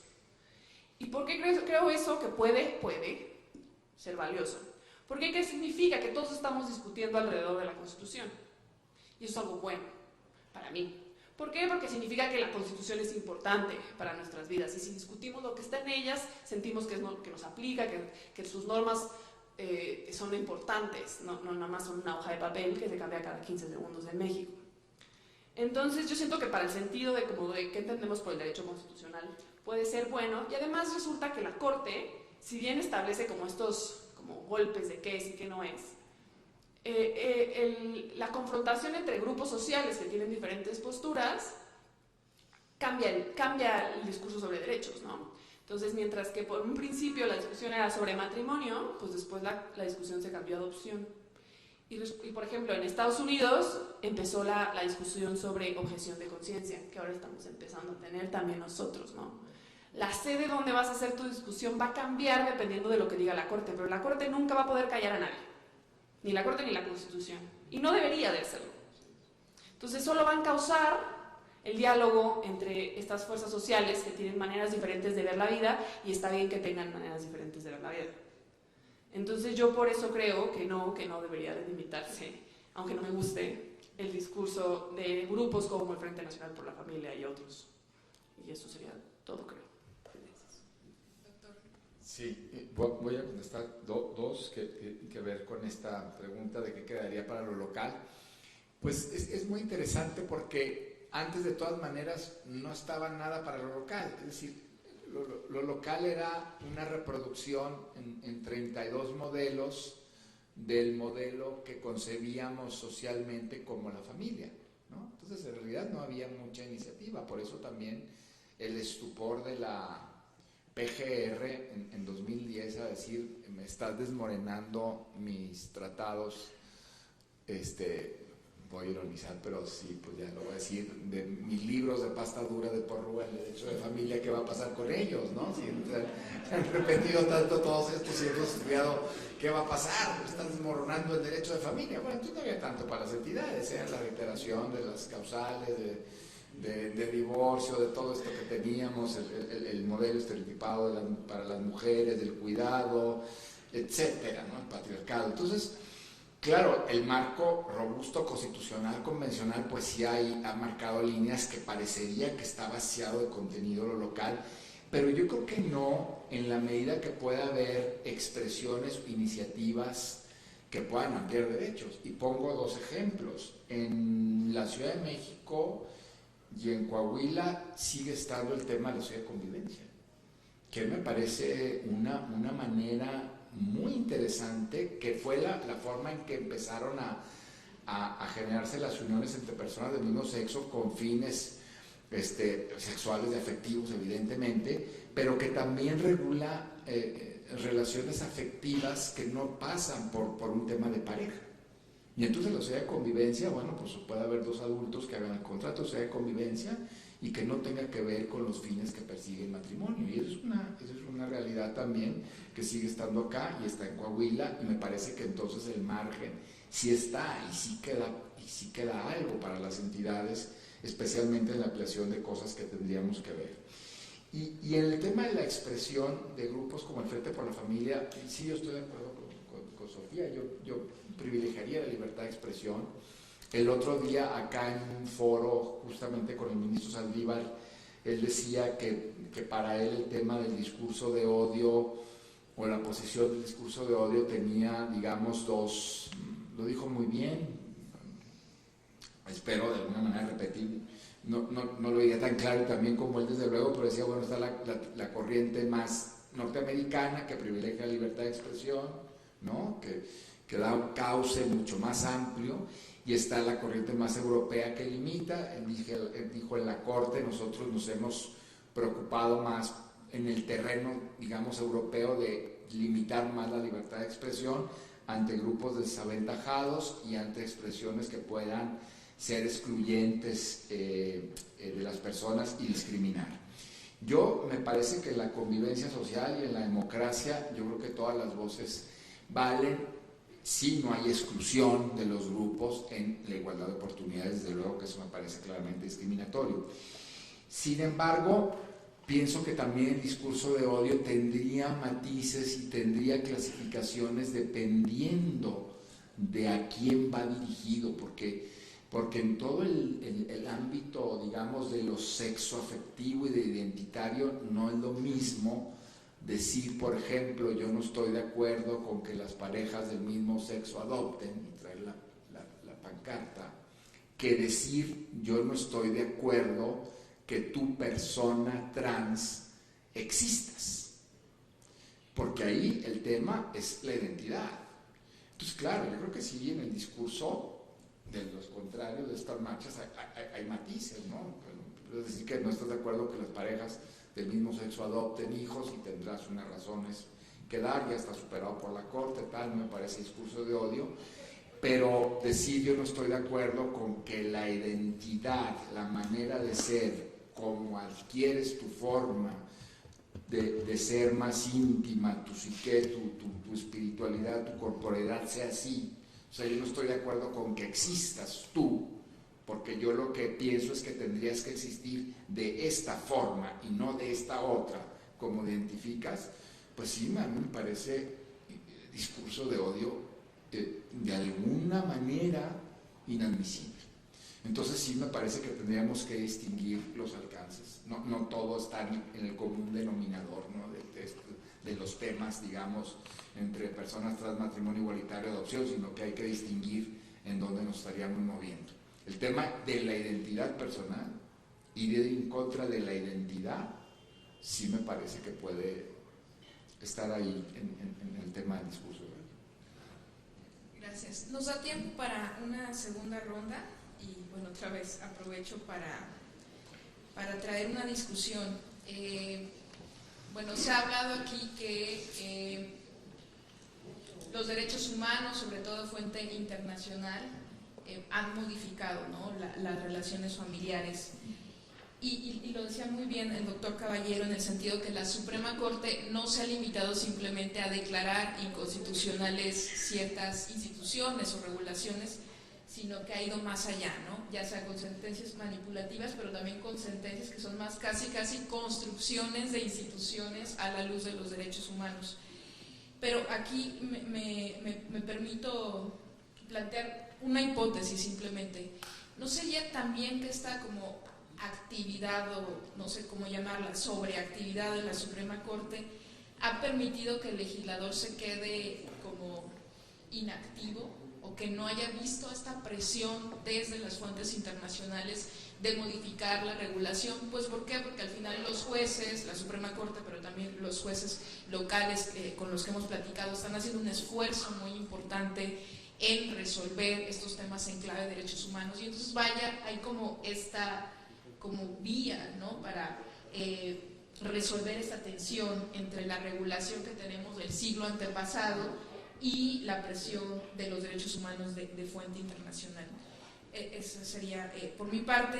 Hay otras preguntas, algunas están muy relacionadas con lo que ya han ustedes comentado sobre federalismo, ¿no? Y hasta dónde el legislador local puede venir a regular en materia de derechos humanos. Por ejemplo, dicen el artículo 73 de la Constitución es el más reformado 182 veces y su contenido sistemáticamente cambia para centralizar funciones. En ese contexto, ¿qué tanto margen queda a los estados para desarrollar el derecho a familia y si la centralización fortalece el derecho a familia? Que creo que es lo que ya han venido discutiendo. La otra, señalan, en los estados en los que se niega el matrimonio en las personas del mismo sexo, el medio al que se acude es el juicio de amparo. No obstante, se tienen plazos largos. Considero que para hacer efectivo el juicio de amparo debería proceder la suspensión de plano y de oficio contra esta negativa. Y una pregunta a Sofía, de lo que ya planteaba, si con la reforma al artículo 73 constitucional en materia familiar, las entidades federativas no podrían legislar en materia familiar independientemente del tiempo que lleve el Código Único para su promulgación.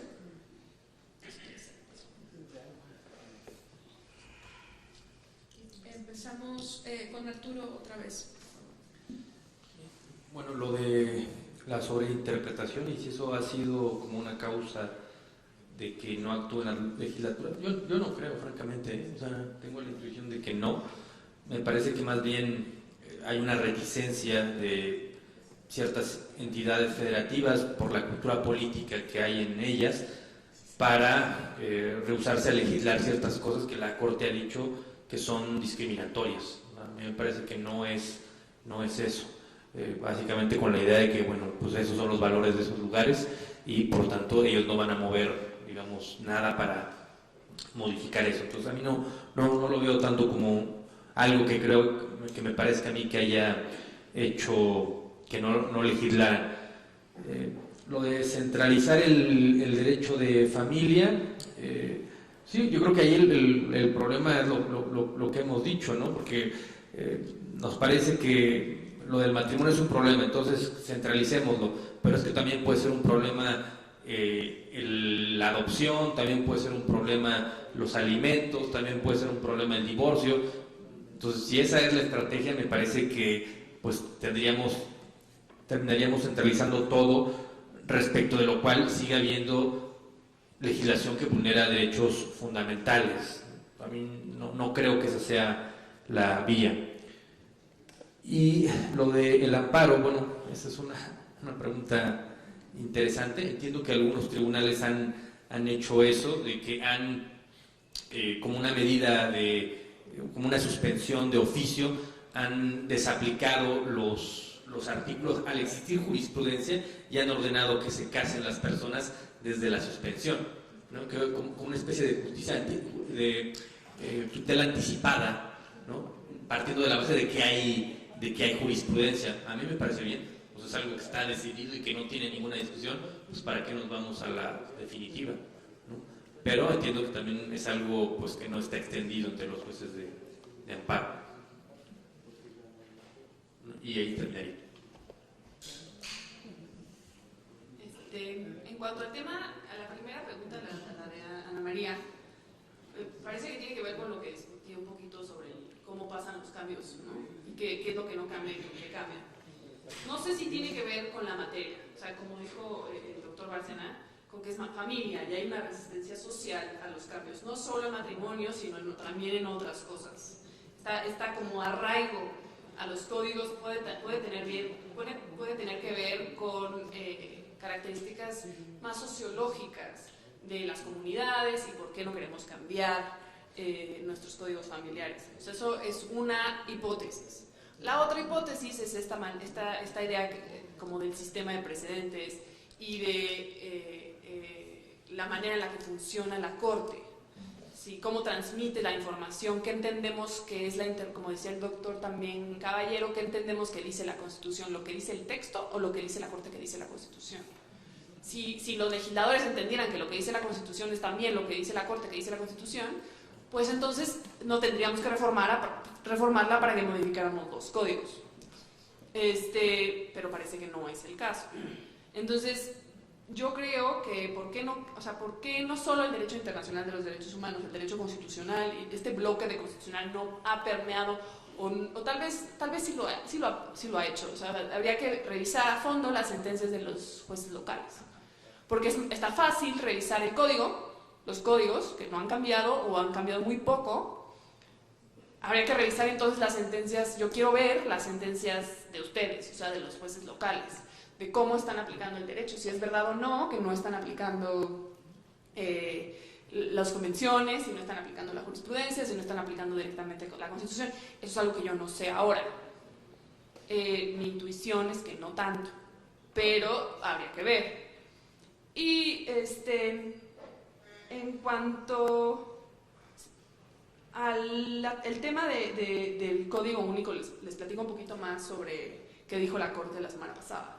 Las acciones son la 37-2018 y la 144-2017, que se fallaron el lunes y martes de la semana pasada, creo. Efectivamente, las legislaturas locales no pueden modificar sus códigos procesales, civiles o familiares. Procesales. Pueden modificar sus códigos sustantivos, y cambiar el divorcio como quieran y eliminar el estado de interdicción. Eso lo podrían hacer antier. Pero que no pueden hacer es modificar los códigos procesales. ¿Por qué? Cuando pasó el debate del Código Único Penal, vino este mismo problema, que las legislaturas habían modificado sus códigos antes de la emisión del Código Único, y la Corte lo que dijo en materia penal fue, pues no, esto ya era materia federal, y interpretaban el transitorio para decir, el transitorio a la reforma constitucional para decir, no, es como el juego de los encantados, todo lo que está ahí está y ya no le mueven nada. Cualquier reforma posterior es inconstitucional porque no tienen facultades. Esa decisión, pues, en materia penal a mí me parece que sea un poquito más de sentido, porque según yo cuando fallaron esos asuntos ya había Código Único Penal. En este caso, pues está el penal. En este caso, pues 2019, noviembre, el plazo constitucional venció marzo de 2018, y pues no, yo no veo para cuándo va a salir este código. Ahora, esto es ya, nos rendimos todos, se acabó, o sea, ya no podemos hacer nada, se acabó. No, o sea, platicar con jueces locales, ellos lo hacen, aplican directamente la Constitución. ¿Por qué? Porque la Constitución es norma y les es tan vinculante, o incluso les es más vinculante que su código local. Entonces yo sí les pediría un poquito de creatividad, mientras tenemos un código que nos dé claridad. Ahora, ¿es más complicado? Sí. ¿Imposible? Yo creo que no. Si tengo yo procedimientos que presuponen el estado de interdicción, pues eso, ¿por qué los voy a aplicar? No importa que la norma está ahí en mi código, la Corte ya dijo que no hay estado de interdicción, no aplico mi código. Entonces, sí, lo que resolvieron la semana pasada es que las legislaturas locales no pueden modificar sus códigos procesales. Procesales, no sus códigos sustantivos. Y entonces lo que a mí me gustaría ver es que una vez esta decisión, pues impulsar un poquito al Congreso Federal, como para que se apuraran un poco, o que las legislaturas locales le dijeran, oye, ya me dijo la Corte que yo no puedo hacer nada, apúrate, porque mira que tengo todos estos problemas, impulsado también por los jueces locales, ¿no? Y eso sería todo de las preguntas. Gracias. Bueno, yo me quisiera quedar nada más con una cosa que me parece muy, muy interesante, a mí pues, que salió el verbo centralizar. Cuando se habla de constitucionalizar, luego salió el verbo centralizar. ¿Estamos viendo la constitucionalización como centralización? Eso me parece preocupante, porque finalmente, por ejemplo, lo que está haciendo la Corte con el derecho de familia no es centralizar el derecho de familia. O sea, constitucionalizar el derecho de familia significa meterlo en una dinámica que ha tomado la Corte sobre la conciencia de su quehacer como intérprete de la Constitución.